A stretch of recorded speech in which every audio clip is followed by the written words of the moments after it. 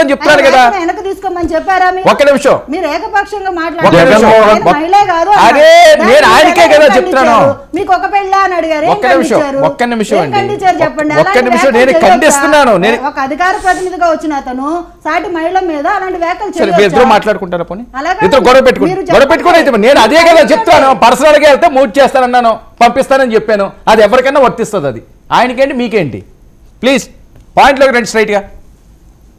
సరే, వాళ్ళ ముఖ్యమంత్రి గారు క్లియర్ గా చెప్పడం జరిగింది. ఎస్, మనం ఒంటరిగానే పోరాటం. ఎప్పుడు వాళ్ళన్ని రాజకీయ పార్టీలు ఒకటే. ఆ రాజకీయ పార్టీలో వదిన అవ్వచ్చు, దత్తపుత్రుడు అవ్వచ్చు, ఇంకొకళ్ళు అవ్వచ్చు, అందరూ ఏకమయ్యి మన మీదకి వస్తున్నారు. బట్ మనం చేసిన మంచిని ప్రజల్లోకి చెప్పుకుంటూ మనం ఏదైతే మనం ఇచ్చిన మేనిఫెస్టోని ఏం అమలు చేసామో ప్రజల్లోకి తీసుకొని వెళ్ళాలని చెప్పారు. ఎస్, క్లియర్ గా మేము అదే ఉన్నాం, అష్టాంతోనే ఉన్నాం. మంచి జరిగితే ఓటు వేయమంటున్నాం, మంచి జరగకపోతే వేయద్దు అంటున్నాం. వైఎస్ఆర్ కాంగ్రెస్ పార్టీ ప్రభుత్వం ఏదైతే ఈ 5 సంవత్సరాల్లో మీకు మంచి చేసిందంటే ఓటు వేయమంటున్నాం. మా పార్టీ మేనిఫెస్టో గూగుల్లో ఉంది, ప్రతి సచివాలయం గోడల మీద ఉంది, ప్రతి మేనిఫెస్టో ఎక్కడుందో చెప్పంటున్నాం. 2014 to 19 మీ మేనిఫెస్టోని ఎత్తేసారు. 2014లో ఇచ్చిన మేనిఫెస్టో ఎత్తేసి 2014 మేనిఫెస్టోల అంశం కాదు కదండి. ఓకే, మీరు అది ఆయన చెప్పిందే మళ్ళీ మీరు చెప్తే ఇంక డిబేట్ ఏముంది? ఈ రోజు డైరెక్ట్ గా డ్రాకులాలు ఇలాంటివి ఆయన సంబోధించడం ఎందుకు, వాళ్ళు తిరిగి మళ్ళీ అనిపించుకోవడం ఎందుకు? ఇంక వేరే అంశాలు లేవా అన్నది. అది కదా. కాదండి, సైకో అంటుంది ఎవరు, బోషిడికి అంటుంది ఎవరు, చెప్పులు తీసుకున్నంత నా డాషుల్లారా అంటుంది ఎవరు, పేకలు బిసికి చంపేస్తా నా డాషుల్లారా అంది ఎవరు? ముఖ్యమంత్రి గారు పేకలు బిసికి చంపేస్తా, చెప్పులు తీసుకున్నంత అరే సైకో చంద్రబాబు, ఒరే సైకో పవన్ కళ్యాణ్ అన్నావా? ఏదైతే వాళ్ళు ఒక రాక్షస మొక్కగా వస్తుందని ప్రస్తావించావు, దాంట్లో ఏం తప్పే ఉందా? అంతే కదా. వాళ్ళు జన్మం కమిటీల పేరుతో పీకు తిన్నారు. మేము ఈ రోజు వాలంటీర్ల వ్యవస్థ ద్వారా ప్రజలకు మంచి చేసాం, ఒక వ్యవస్థను క్రియేట్ చేసాం. ఈ రోజు 1వ తారీఖు వెళ్ళి పెన్షన్ అందిస్తా ఉన్నారు. వాళ్ళు ఉన్నప్పుడు ఎప్పుడు వచ్చిన పెన్షన్ జన్మం కమిటీల దగ్గరికి వెళ్ళి లంచాలు ఇచ్చి అడుక్కోవాల్సినటువంటి దుస్థితి అంతకు ముందు ఉండేది. ఈ రోజు ఆ దుస్థితి లేదు కదా. వాళ్ళు పీల్చి పిప్పు చేశారు జనాల్ని. ఇప్పుడు అలా లేదు కదా.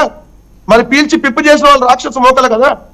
అంబేద్కర్ గారి విగ్రహం పెడితే ఓర్చుకోలేరు, అంబేద్కర్ గారి పేరు జిల్లాకు పెడితే ఓర్చుకోలేరు, పేదలకు ఇంగ్లీష్ మీడియం ఇస్తే ఓర్చుకోలేరు, పేదలకు సంక్షేమ పథకాలు ఇస్తే శ్రీలంక అయిపోతుంది, అడుక్కు తింటుందని చెప్పి గాలి మాటలు మాట్లాడేటువంటి వాళ్ళని మరి ఖచ్చితంగా ప్రస్తావించాలి కదా. వాళ్ళందరినీ ప్రస్తావించి ఈ రాక్షస మోక ఎవరైతే ఈ ప్రజలకు మంచి జరగకూడదని చెప్పి ప్రజల్ని పట్టి పీడించేటటువంటి ఈ రాక్షస మోకని ఖచ్చితంగా అంతమొందించాలి. ఆ చంద్రముఖి ఏదైతే అంతమంది పట్టి పీడించింది, మళ్ళీ ఆ చంద్రముఖి లాంటి వాళ్ళు మోసాలు చేయడానికి అనేక రకాల హామీలు వస్తా ఉన్నారు. దయచేసి తిప్పికొట్టనని చెప్తున్నారు. ఎస్,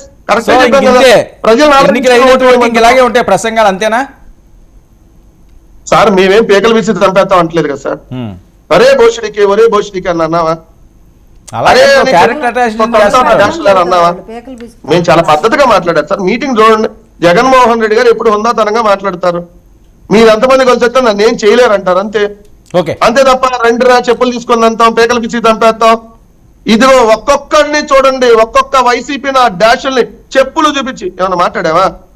అరే భోషుడికి, ఒరే భోషుడికి, అరే ఒరేలు వాళ్ళ భాషలు అయ్యి కదా తెలుగుదేశం జనసేన భాషలు.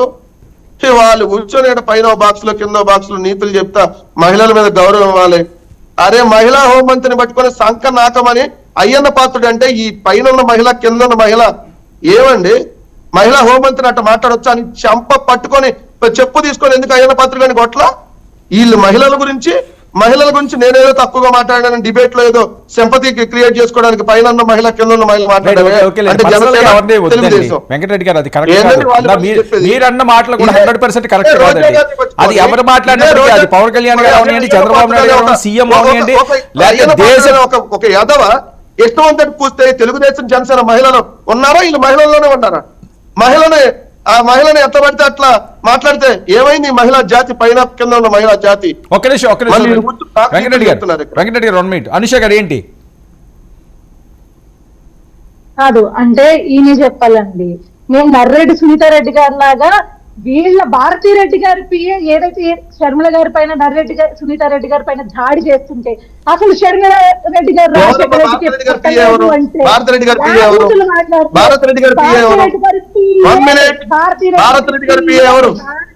భారత్ గారి పిఏ కాదు, మీరు భారత గారి పిఏ అని చెప్పి ఓరికేదో ప్రచారం చేసేసి షర్మిల గారు అసలు రాజశేఖర రెడ్డికే వర్మ గారు భారత్ గారి పిఏ ఎవరు? అప్పుడు ఎక్కడికి వెళ్ళిపోయింది భారతీ రెడ్డి గారితో ఆయన వర్మ గారు వినపడుతుందా? 1 minute అండి, వర్మ గారు వినపడుతుందా? 1 minute అండి. అనుష గారు భారత్ గారి పిఏ అంటుంది ఎవరు? అనుష గారు అనుష గారు అనుష గారు భారత్ గారి అనుష గారు ఒక్క నిమిషం అండి. ఎవరు భారత్ గారి అనుష గారు చెప్పండి. అనుష గారు ఒక్క నిమిషం. భారతి గారు పిఏ ఎవరు అన్నది ఆయన క్వశ్చన్. మీకు తెలుసా? తెలిస్తే ఎవరు ఆ పేరు? కాదండి, కాదు కాదు కాదు కాదు సునీత గారు ఆయన సోషల్ మీడియా అంతే. సోషల్ మీడియాలో ఏదో పెట్టిన పోస్టుల్ని చేశారు. భారతీ రెడ్డి గారు పిఏ వర్రా రఘువీరారెడ్డి రవీంద్రారెడ్డి ఏదో ఉంది అతని పేరు. ఎవరు చెప్పారమ్మా? మీరు చెప్పారా పిఏ అని? సునీత రెడ్డి గారు ఎవరు చెప్పారు? ఎవరు చెప్పారు పిఏ అని? మెన్షన్ చేసి కేసు ఫైల్ వర్మ గారు చూసుకోండి. వర్మ గారు ఏంటండి ఒక్క నిమిషం అండి, వాళ్ళు మాట్లాడమండి. మీరు మధ్యలో భారత్ రెడ్డి అరే, ఒక్క నిమిషం. భారత్ గారి పిఏ కాదు. ఎవరు ఎవరు భారతి రెడ్డి గారు పిఏ ఎవరు? పిఏ లేరు వాళ్ళు చెప్పిన పేరు కాదు, పిఏ కాదు. వాళ్ళు చెప్పిన వాళ్ళు పిఏ కాదు. వాళ్ళు చెప్పిన వాళ్ళు పిఏ కాదు. సరే ఓకే. వర్రా రవీందర్ రెడ్డి భారత రెడ్డి గారి పిఏ కాదు. హైదరాబాద్ కేసు ఫైల్ చేసిందండి. ఊరికి అవకాశం చెప్పొద్దని సో అది ఫేక్ కంప్లైంటా? కాదండి, అది ఫేక్ కంప్లైంటా?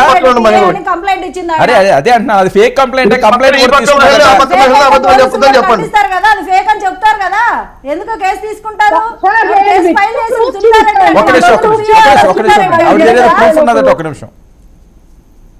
నేను విత్ ప్రూఫ్ నేను చూపిస్తాను సార్. డిబేట్ కంటిన్యూ చేయండి. భారతీ రెడ్డికి ఏం చూపించండి? భారత్ గారి పిఏ అని చెప్పి ప్రూఫ్ చూపించండి. Okay okay debate. రామ్నాథ్ చూపించండి. గారు ప్లీజ్.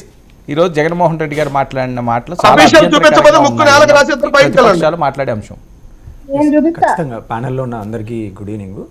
ఖచ్చితంగా ఏంటంటే ఈరోజు జగన్మోహన్ రెడ్డి గారి ప్రసంగం ఈరోజు వాళ్ళు సిద్ధం పేరుతో ఏదైతే రెండో సభ ఈరోజు మనం చూస్తున్నాం ఏలూరు జిల్లాలో దెందలూరులో పెట్టుకోవడం, ఖచ్చితంగా గత సభలో కొంత కురుక్షేత్రము, అర్జునుడిని నేను అభిమన్యుడిని కాదు, సో ఇలాంటి వ్యాఖ్యలతో కొంత మాట్లాడడం జరిగింది.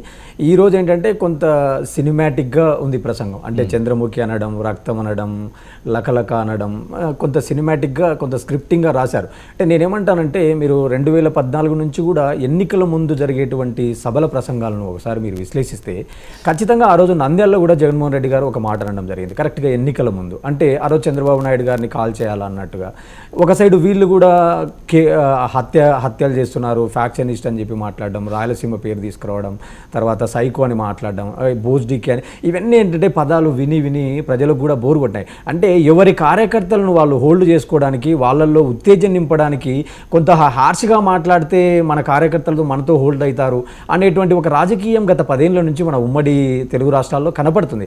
నేనేమంటా అంటే చర్చ ఏం జరగాల? ఈరోజు 4.5 సంవత్సరాల పరిపాలన సాగింది. సో పరిపాలనలో మాది మా ప్రోగ్రెస్ రిపోర్టు, ఈ 4 ఏళ్లలో మేము చేసినాము, గతంలో మీరు పరిపాలించినారు, సో ఇలాంటి 2 అంశాలపైన చర్చ జరగాల. కానీ ఇలాంటి చర్చ ఏ పార్టీ నాయకులు కూడా చేయడం లేదు. ఎందుకంటే మీరు చంద్రబాబు నాయుడు గారి సభ చూసినా, ఎవరి సభ చూసినా కూడా కనీసం ఒక అర్ధ గంట వాళ్ళు 40 నిమిషాలు మాట్లాడితే 30 నిమిషాల పాటు వ్యక్తిగత అంశాలకు ఇంపార్టెంట్ ఇస్తున్నారు తప్ప ఏదో ఒక 10-15 నిమిషాలు మాట్లాడుతున్నారు. ఈరోజు వీళ్ళు అధికార పార్టీలో ఉన్నారు, ఖచ్చితంగా వీళ్ళు ప్రతిపక్ష పార్టీలు ఖచ్చితంగా తిడతారు, ప్రశ్నిస్తారు. ఖచ్చితంగా అధికార పక్షానికి కొంత ఓపికతో వాళ్ళు సంవయనంతో ఆన్సర్ చేయాలా.